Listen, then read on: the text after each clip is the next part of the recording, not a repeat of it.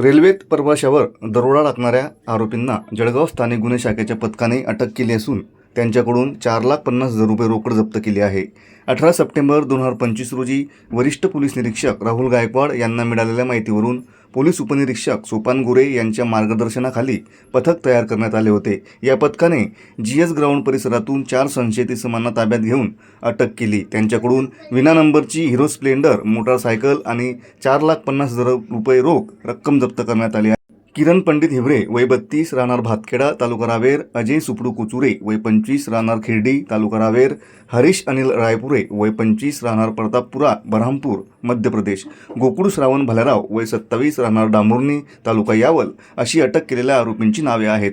चौकशीत आरोपींनी दिनांक 9 सप्टेंबर 2025 रोजी रावेर रेल्वे स्टेशनवर कामयानी एक्सप्रेसमधील प्रवासी सुधाकर धनलाल पटेल राहणार बऱ्हामपूर मध्य प्रदेश यांना मारहाण करून त्यांच्याकडून 4,50,000 रुपयांची रोकड हिसकावल्याची कबुली दिली.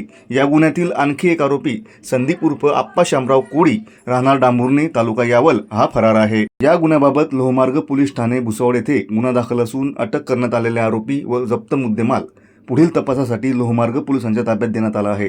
सदरची कारवाई पोलीस अधीक्षक महेश्वर रेड्डी, अपर पोलीस अधीक्षक अशोक नकाते, वरिष्ठ पोलीस निरीक्षक राहुल गायकवाड यांच्या मार्गदर्शनाखाली पोलीस उपनिरीक्षक Sopan Gore, police head constable Pritam Patil, Yashwant Tahakade, police constable Baban Patil, Sachin Ghuge, Pradeep Sapkale, Mayur Nikam, तांत्रिक मदत पोलीस शिपाई गौरव पाटील व मिलिंद जाधव यांनी केली आहे.